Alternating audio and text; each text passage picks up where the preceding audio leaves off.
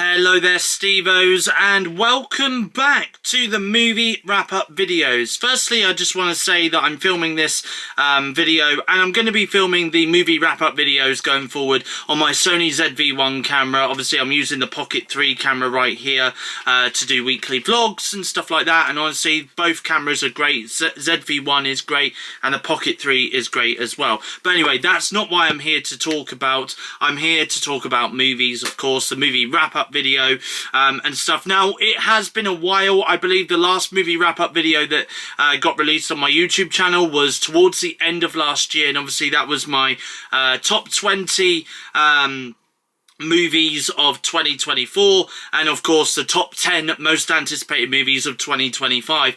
I'm going to be honest with you, I have so far watched around about 60 movies this year from January right up till now, March 2025. A lot of the movies that I have watched have been re-watches. A lot of the movies that I have seen have been movies that I've seen over on Disney Plus as well. So feel free to let me know in the comment section down below, because I have reviewed them for Letterboxd. But let me know in the comment section down below as to whether or not you guys would like to see me do a movie wrap-up video on all the movies that I've watched on Disney Plus from the beginning of the year right up until more recently, shall we say. But there has been some movies that have released so far in 2025 on streaming that I've reviewed, and there are some movies that I've watched in cinemas since January 2025 right up till March 2025 as well. So in this episode, I'm purely going to be focusing on the movies that I've watched so far in cinemas from January 2025 right up to around about the end of February 2025, which was when I last went to the cinema. Of course, there is going to be another movie wrap-up video coming up this week as well, and that's going to be discussing the movies that I've seen this past week as well. So that's going to be coming up on Sunday the 9th of March 2025 at 4 PM UK time. And of course, the movie wrap-up videos will be back starting from this Sunday going forward, every Sunday after that as well. Again, 4 PM UK time on my YouTube channel, SteveOfficial. So without further ado, let's go through, and I will be talking about the 10 movies that I've seen in cinemas so far in 2025. You're watching Steve's Movie Wrap-Up, episode 59, right here on my YouTube channel, SteveOfficial. The first movie we'll be reviewing in this episode is Mufasa the Lion King. So the first movie I've seen this year in cinemas was Mufasa the Lion King, which I gave 2 stars over on Letterboxd. Let's be real here. Did anyone ask for a prequel to 2018's live action The Lion King movie? I don't think so. Did anybody need answers to questions that nobody was even asking? I don't think so either. So what was the point in making Mufasa the Lion King? Well, I guess because Barry Jenkins directed the first one, he decided to take a stab at doing a prequel to the Lion King in the form of telling the story of Mufasa. Gonna be honest here, there was parts of me that watched this movie, while there was other parts of this movie where my brain switched off and this just became background noise.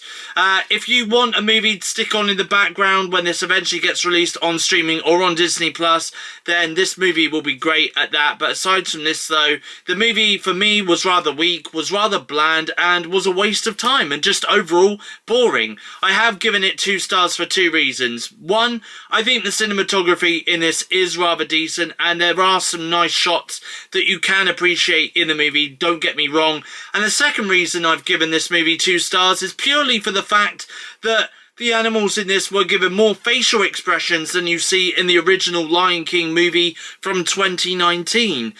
This is the first movie that I have watched in 2025 at the cinema, and while I am kind of disappointed seeing this movie and zoning in and out from it, but at least I haven't started off watching movies at the cinema in 2025 and given this movie a ½ star rating, so there is that. I will say as well that I feel as though Timon and Pumbaa were featured a lot more in this than they were in The Lion King in 2019 as well, which was great. Now, I did use quotations at the start of this review when I said live action, and that's because for the majority of the movie, it's all pretty much CGI animated. There's no live action humans involved in this movie. The only thing that's live action about the movie is the background, the setting of the movie. Also, can I just say, the songs are going to be rather forgettable as well, because even hearing the lyrics to some of the songs and throughout the movie, you just can't help but laugh at those lyrics, which again is rather unfortunate. Is this a movie I'm going to remember anytime soon? I don't think it will be, unfortunately. I can see why Sonic 3 did a lot better at the box office than Mufasa the Lion King did before the end of 2024. Also, is this a movie that I will rewatch again? This won't be, I'm afraid. I've only seen The Lion King from 2019, the once and once only, and I feel as though Mufasa the Lion King will be heading the same way. And is this one that I would recommend people to go and watch? Maybe best to watch this one on streaming rather than watching it at the cinema, or just save some time and don't watch it at all, because this movie, despite being nearly 2 hours long, felt a lot longer than that as well. Definitely did feel its running time for sure. But anyway, Mufasa the Lion King was showing in cinemas, but it will soon be released on digital platforms and over on Disney+. Paddington in Peru. Paddington in Peru was the next film I saw, which I gave 3.5 stars over on Letterboxd. Paddington in Peru was released all the way back in late November 2024 here in the UK in cinemas, and because of personal things going on, I've not had the time to get around to watching this at the cinema at the back end of 2024. However, here we are at the start of 2025, and I have managed to grab a screening of the movie before it leaves UK cinemas. For those seeing this review over in the States, don't panic. You'll get the movie over in theatres from February 2025, which I feel rather bizarre, which I find rather bizarre that they've had to wait a while for the movie before it's hit theatres over there. But anyways, moving on to the review, and what did I think of Paddington in Peru? Well, similar to my previous reviews of when I watched the first two Paddington movies towards the end of 2024, I honestly thought this movie was rather heartwarming and rather wholesome, which I believe in what I said about the is what I said about the previous two movies when I watched them in 2024 for the first time. Hugh Bonneville, Olivia Colman, Julie Walters, Antonio Banderas and Emily Mortimer all star in this movie, with Ben Whishaw returning to lend his voice as the iconic marmalade-loving Paddington Bear.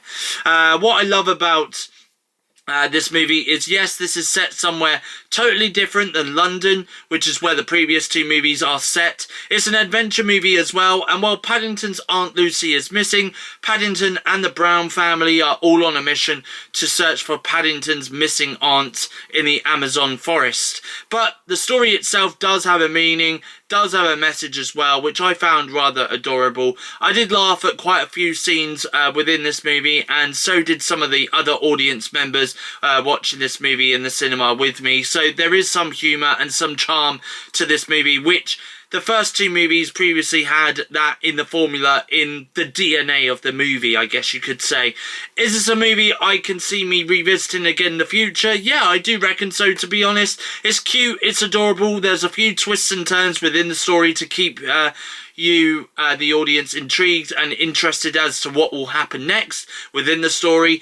And I think it's a great time as well. Also, without spoiling the end of the movie, but stick around for a mid-credit scene, as there's a surprise cameo appearance from one character from a past movie. That's all I'm going to say for now. But there we go. Paddington in Peru, though, is available on digital platforms right now. Nosferatu. Nosferatu was the next movie I watched in cinemas, which I gave 4 stars over on Letterboxd. Nosferatu has been getting really rave/good reviews over in the US market, as the film opened in theatres in the US back on Christmas Day in 2024. Meanwhile, here in the UK, we had to wait until New Year's Day 2025 for the film to release. But was it worth the wait?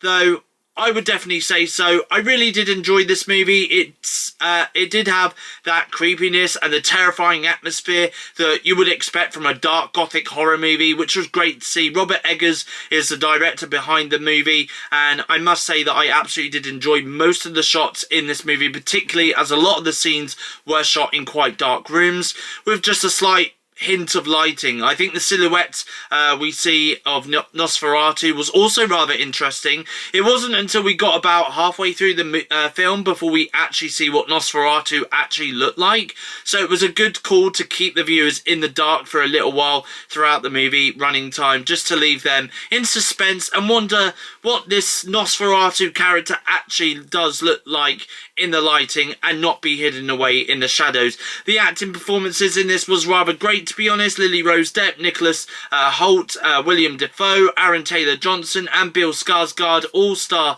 in this movie, with Bill Skarsgård starring as the main character of Nosferatu. Yes, this is the same Bill Skarsgård who most horror fans will recognise as Pennywise in the modern It movies. The cinematography in this movie was really good, and as mentioned, I did enjoy quite a lot of the shots that we see throughout this movie as well. It does sometimes feel like you're watching a period drama piece, especially within the dialogue as well, but I will say my hat goes off to the costume design team as well, because the costumes that we see these characters wear are pretty good as well. As for the sound in this movie, the sound in this was absolutely amazing and brilliant. There was a couple of jump scares in here as well. The music scoring in this movie was also really good. It gives you that eerie atmosphere, the chilling atmosphere and the horrifying atmosphere that would make you feel immersed into this world that this movie has to offer, which was great. There was a few dark scenes which could make some squeamish at those scenes, but I won't spoil what scenes they are though. I'll say that for you to enjoy and appreciate when you get around to watching this. Is Nosferatu a movie I would rewatch again? Likely so, to be honest, because I did enjoy this movie a lot. My main complaint is the running time at this film, as this film clocks in at 2 hours and 12 minutes. It does feel its running time a little bit, and I was kind of checking my phone towards the end of the film, as it did drag a little towards the end, but that's my only complaint that I do have about the film. The people that were sat next to me, though, funnily enough, came away from the film in the cinema saying that was rather disappointing. So it does make me think whether some people will enjoy this and other people won't. So this may get mixed reviews from some people. But as for me, though, I did enjoy this. I will say that this is a movie that I will buy and keep when it does get released on digital later this year. Is this a movie I would recommend? Yes, I would definitely say if you do enjoy the horror genre and the dark horror genre, then I would say get down to your local cinema or theatre and watch this movie on the big screen as soon as possible, or buy it on digital, because the movie is now available to buy and rent on digital right now. A Real Pain. A Real Pain, I gave 4 stars over on Letterboxd. A Real Pain is directed by Jesse Eisenberg, and it's the second directorial debut, by the way. But what I will say about this movie is it's an absolute blast, and one that I do think that people should definitely check out in their local cinemas here in the UK, as this one has just opened. I went and saw this with 2 other people, and despite the fact that the cinema had barely any people in the screening where I sat and watched the film in, but the other 2 people that I did see this film with said surprisingly they thought it was a decent movie. But what did I think of A Real Pain? I thought that A Real Pain was a really good movie. It's smart, it's clever, and as mentioned, this is Eisenberg's second directorial debut, and he does also star in this movie along with Kieran Culkin. Yes, that's Macaulay Culkin's brother. And I will say that both of their performances in this are really exceptionally great. They have great on-screen chemistry together, despite the fact that both characters have very different personalities to one another. I do love the fact that we get to see these 2 characters travelling to Poland, going on a tour with other people, and how they interact with those other people on the tour as well. And I do think the supporting cast members did rather well in those scenes as well, which they did feature in pretty much a huge chunk of the movie. But it's also exploring not only these 2 characters, David and Benji's family background, but also what their ancestors had to go through. And I do think that the scenes where we see these characters walking around the concentration camp and the Holocaust scenes were handled really delicately and rather well too. I also love the fact that this movie does dive into the backstory of these 2 main lead characters of the story, David and Benji, and without giving anything away from the movie, but there's some bits and pieces within the dialogue which were rather surprising to know about these characters. It does come with a running time of just 1 hour and 30 minutes, and despite the fact that there is a lot of heart to the story, there are some comedic comedic elements to this movie, as it does come under the comedy/drama genre. I do love the fact that while we do have some light-hearted moments with these characters throughout the story, and there are a few heavy themes handled in the movie as well, but within the script/dialogue, there are some funny parts and funny bits of dialogue that you can laugh at, which is great. How this movie did manage to balance that. Is this a movie I can see myself coming back to and rewatching again? I can imagine so, yes. I think as this was made by Searchlight Pictures, this will be released later this year on Disney+, so I can see me rewatching this again once it does hit Disney+. But I do still recommend the film, and would say go and watch this at your nearest cinema in the UK if you can. But hopefully, though, A Real Pain will be released on digital platforms and over on Disney+ as well very, very soon. Wolfman. So Wolfman was next, and I gave that 3 stars over on Letterboxd. The director that brought us The Invisible Man, which starred Elizabeth Moss, which, by the way, I loved and adored that film, has brought us a new film in the form of Wolfman. So what did I think of Wolfman? I thought it was a rather decent horror movie. Now, some people might be judging this movie too harshly, and while others are giving it some positive feedback, so it all depends really with what kind of horror movie you are looking for and wanting to see here. Me personally, this was a horror movie that, yes, did have some gore in it and did have some body horror to it as well. We aren't talking the substance body horror mind, but this was more of a slow burn thriller/horror movie, which I didn't mind at all. I came away from this film thinking it was a rather decent movie, and I did happen to see this one in cinemas with a friend of mine who also thought this movie was also decent. Is this a movie I can see me watching again at some point in the near future? I do reckon so. I think this is quite rewatchable, and to think this time last year Blumhouse brought us the terrible film that was Night Swim as the first of their horror movies in 2024, and now in 2025 they have brought us Wolfman, which I thought was a decent movie. Does give me hope that 2025 will be more of a stronger year for Blumhouse than 2024 was for them. I will be buying this movie to buy and keep on digital when it does get released on digital. And by the way, Wolfman is available to buy and rent on digital platforms right now. Presents. Next movie I watched was Presents, which I gave 2.5 stars over on Letterboxd. Okay, so I have been to watch the movie Presents, which was released in cinemas here in the UK on Friday, the 24th of Jan 2025. And while the trailer and marketing for this movie was making this out to be a horror movie, I think general audiences will be surprised when they sit down in their seat to find that this film isn't actually a horror movie at all. It's more of a family drama. But what did I think of Presents? Well, I would say it is quite a decent movie. I will say that I do feel as though the movie does have its flaws though. Like, for example, when the movie cuts from one scene to another, it just cuts to a blank screen before coming back to the next scene, which at this point, certain amount of time has passed from one scene to another scene. There are some cuts from one scene to the next where it does have this ambient music scoring, which is featured throughout the movie though, which is nice. The movie does do something different, something that is fresh. Remember how back in 2024, horror fans were treated to the movie in a violent nature, where the movie was being told entirely from the perspective of the serial killer. Well, this movie takes that formula, but the point of view is the spirit/ghost that is in the house where the family move into. A suburban house, I should also add as well. I will say, though, I did feel sorry for the father, who was called Chris. He has a lot to deal with, it seems, and I also felt quite bad for the daughter in the movie, who was called Chloe. The idea that this movie will be the scariest movie you'll see this year is quite disappointing, because the movie isn't at all that scary. Again, like I say at the beginning of this review, it's more of a family-focused drama than it is a horror. However, though, like with another supernatural horror film, though, you'll find the odd cliche that you'll normally find in a horror movie, like for example the lights flickering around the house, some crazy and unexpected things start moving around the bedroom by itself, or things in the home start to collapse as well.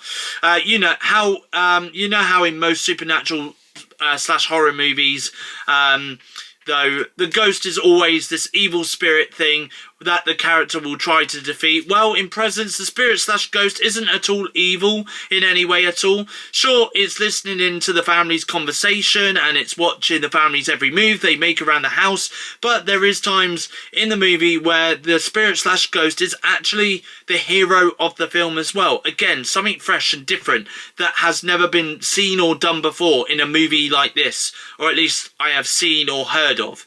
The movie does come with a short running time, clocking in at just 1 hour and 25 minutes. So it's below the 90-minute running time, which isn't too bad at all. I did love the different camera angles that this movie gave us, and pretty much every scene shot in this movie was shot by the looks of it in one take, apart from when the screen cuts to blank. I just wasn't expecting the movie to go into the dark territory that it was going to within the final act, although, and I'm not going to give away any spoilers here for the movie though, but there is one guy you will see in the movie, and he will give off evil villain vibes from this from the moment he first appears on screen. You'll know who I'm talking about when you see this movie for yourself. Is this a movie I can see me rewatching again? I reckon so. To be honest, it was a decent watch and one that I would happily give a rewatch as well. I would probably say that this movie will be added to my digital purchase list when it does come out on digital platforms later this year. I did see this movie with 2 other people as well, and they left the cinema feeling rather mixed on this movie, but they did say though that they did somewhat enjoy this movie, like there was certain aspects of the film that they did both enjoy. Presence, by the way, is now available to buy and rent on digital platforms. Companion is the next movie I watched, which I gave 4 stars over on Letterboxd. Companion stars Jack Quaid and Sophie Thatcher, and I must admit that before seeing this film, I saw a lot of film critics giving this movie a lot of high praise and not so much negativity, which is always a good start, but has it been a strong start for the horror genre in 2025 with this newly released horror movie? Well, given that I have given this a 4-star rating on Letterboxd, I think it's safe to say that we are off to a strong start in the horror genre for 2025, and hopefully there will be more horrors on the way coming up that I will be reviewing in the next few weeks, which might also be getting high star ratings, but we will wait and see on that one. Companion though is a horror movie, but I guess you can also look at this as a sci-fi movie.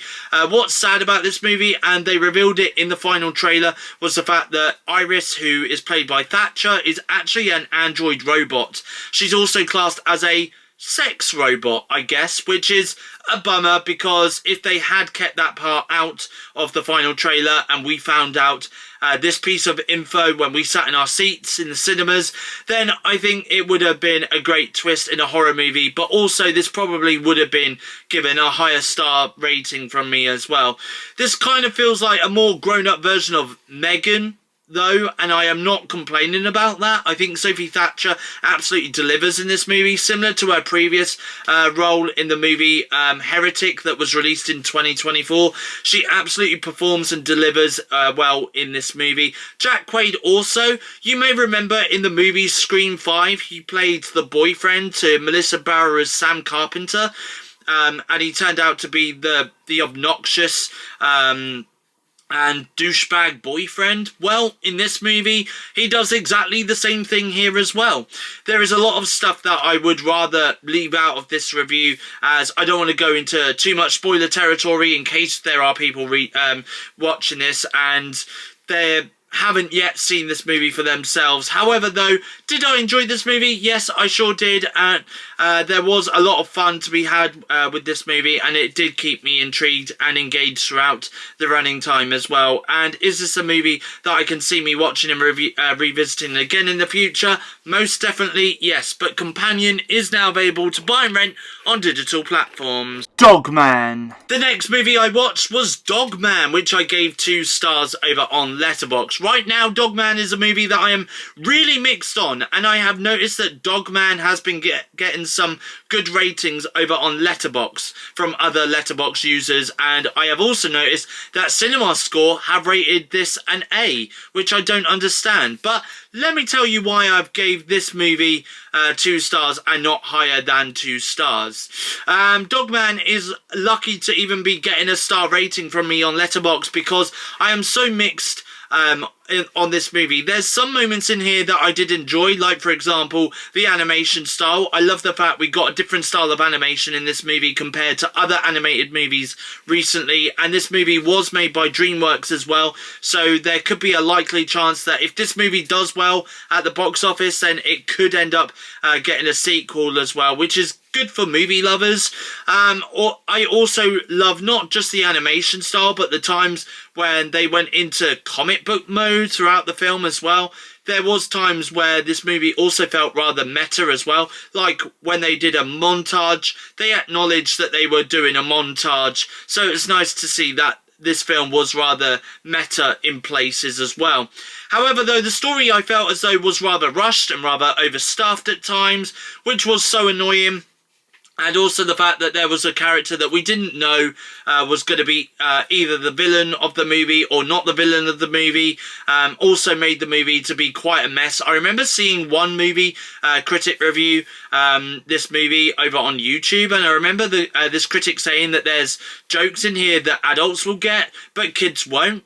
But to me, though, there wasn't a single joke within the dialogue that I, as an adult, found funny. I don't really think I was the target audience for this movie. I think this is more designed for either preschoolers or someone slightly older than preschoolers. But for me, though, this didn't work at all. It definitely felt like a kid's film and not a film that anyone at any age can sit down and watch. There was two people who I went and saw this with. The guy that sat next to me when the film ended, he said, well, that's the last of my brain cells gone. And then the other person I was with, we got halfway through the movie and he ends up falling asleep halfway through the movie for a solid good 20 minutes. So it's safe to say that they also didn't enjoy this movie as well. Is this something I can see myself watching again? Sadly, I don't think so, unless I have a kid one day and I want to introduce them to an animated film that is aimed at their age. Then sure, I'll sit down and watch it again, purely for that purpose. And this won't unfortunately be a movie that I will be buying and keeping on digital platforms anytime soon. Dogman is available though to buy and keep on digital platforms from the 10th of March here in the UK. Heart Eyes. Next movie I watched was Heart Eyes, which I gave 3.5 stars over on Letterboxd. Heart Eyes is such a really enjoyable movie, and a movie that I had a lot of fun with. Heart Eyes is centered around Valentine's Day. Heart Eyes is also known as the Valentine's Day Killer. You see, you've got the baby with the arrow in the form of Cupid, and now we have got the masked killer that hates Valentine's Day and wants to kill couples who are happily in love in the form of Heart Eyes. So, what did I think of Heart Eyes? As mentioned, it was such a good time. I was really worried that this was going to be another really bad Valentine's movie, but when the critic reviews started coming in and it was getting rather positive reviews, it made me feel a lot more optimistic that this movie was actually going to be really good, and it turns out that the critics were right about that for sure. Heart Eyes does something rather daring that likely no other horror movie would ever delve into. You see, in a lot of horror movies, we always see couples together, and sometimes those couples don't make it to the end of the movie alive, or at least one of them does. With Heart Eyes, though, this isn't just a horror movie, this is also a rom-com as well. Now, while there might be some horror fans out there who probably don't like the rom-com genre, but I do think it does somewhat blame out the horror alongside the rom-com rather well. And I will say that despite the fact that we do see a lot of Mason Gooding and Olivia Holt who star in this movie, but in every scene that Heart Eyes does appear in, Heart Eyes does indeed steal every scene that the character does appear in.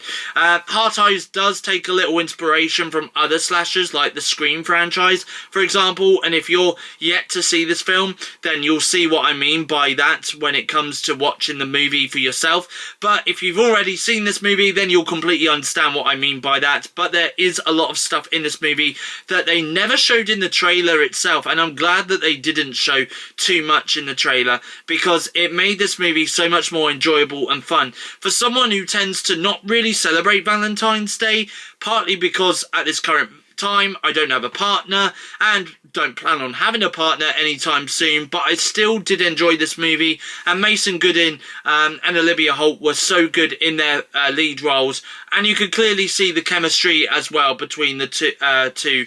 They were definitely perfectly cast for the role of this movie. I do kind of hope that this isn't the last we have seen of Heart Eyes, because it's been doing rather well at the box office, and I would love to see either a prequel or a sequel in this movie as well, because this has the potential and possibility of becoming a new horror franchise. And Heart Eyes has the potential to be a new horror icon alongside the likes of Art the Clown from the Terrifier franchise. Now, I did mention the fact that this is a rom-com. Now, obviously, this is also a horror. Is there horror in here? Yes, there is. Is there romance in here? Yes, there is. And is there comedy? Yes, there is. And that's what I love about this movie, is the fact that the comedy does balance out really well and sometimes doesn't take itself too seriously, which is good. The film did keep me interested and intrigued throughout, which is also a positive. What I also love, and this isn't so much a spoiler, but there's a point in the movie where we don't see Heart Eyes for a little while, and for a moment you do tend to forget what you're watching this horror movie. You kind of sit there thinking you're watching a completely different movie to Heart Eyes, until Heart Eyes turns up on screen again. Then you remember you're watching this horror movie. Now, why is the character called Heart Eyes, I hear you ask? Well, it's rather obvious, as the mask killer wears a mask with heart eyes on the mask, which also lights up as well, which I thought is rather cool. Is Heart Eyes a movie that I could see myself checking out again? Most definitely. I did enjoy this movie a lot, and it's one I can see myself buying and keeping on digital when it does get released on digital platforms later this year. And is this a movie I would recommend people to watch? Most definitely. If it's a rom-com that you're looking for, then I would recommend this one for sure. If it's a horror movie you're looking for, then this one is definitely recommended from me. But Heart Eyes will soon be available to buy and rent on digital platforms very, very soon. The Monkey. And finally, I've watched The Monkey, which I gave 3 stars over on Letterboxd. I was really looking forward to seeing The Monkey and seeing all the trailers for this movie. Really did hype it up as well. But did The Monkey actually live up to the hype? Well, this was a tad good, but at the same time a little underwhelming, and I'll explain why. So Osgood Perkins is back with another horror movie after releasing Longlegs in 2024, which, by the way, Longlegs was a decent movie, kind of like a modern day version of Silence of the Lambs. Now, I do remember people saying that there was some bits and pieces in here that was going to be batshit crazy, and I'd like to think there was a couple of things within this the film that were batshit, which I won't go into too much detail with, as the film has just been released at the time of this review being done, and I don't want to spoil things as much if you're planning to go and see this for yourselves. The story is pretty simple. There is a monkey, which isn't classed as a toy, by the way, which is evil, making me think of that evil monkey that lived in Chris Griffin's bedroom closet in Family Guy. Anyways, this monkey has a set of drums. It would have probably had clapping cymbals if Disney hadn't copyrighted that monkey for Toy Story 3 in 2010. Why did they copyright that? We have no idea. But this monkey has a drum kit. Whoever turns the key does not die, and if they forever turn the key on the back of the monkey, then they continue to live forever. However, the twist is a random person will die instead. Sometimes it'll be someone that the characters know or is close to, while sometimes it could just be a complete random stranger. A lot of the dead things in this movie, though, are, as a lot of people have put it, Final Destination-esque, and that's not really too much of a bad thing. They can be sometimes outrageous and downright silly and over the top as well, but there is a lot of bloodshed in this film, though. I think as this is also classed as a horror comedy, the comedy elements does tend to fit the dark tone of the film, as it does explore death and grief in various ways. For someone who is dealing with grief at this moment, I can resonate with this movie in many different ways, and I do believe there there is a lot of dialogue in here that I do agree and resonate with as well. So Theo James is an absolute standout performer in this movie, and I love the way how he narrated the story throughout the running time of the movie. I just feel as though, while the first two acts were great, but by the time we get to the third act and possibly the final act is where the movie tends to lose me, unfortunately. The movie does come with a running time of 1 hour and 38 minutes, and I do feel as though we did get a lot of character background and character study of the main lead in this film, which fits the running time rather well. I think you can somewhat tell that this is based on a short story by Stephen King, and they have had to expand slightly on that short story to make this into a feature-length film.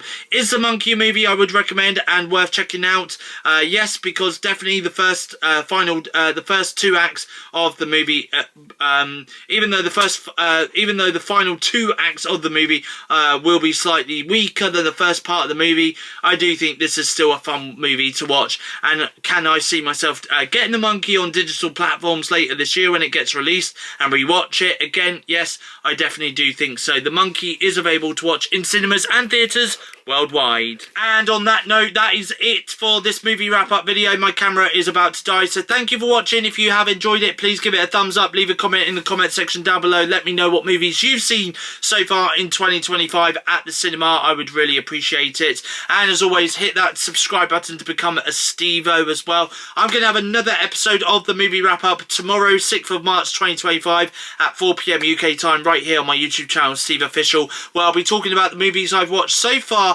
in 2025 on streaming platforms that has been released on streaming platforms so far in 2025.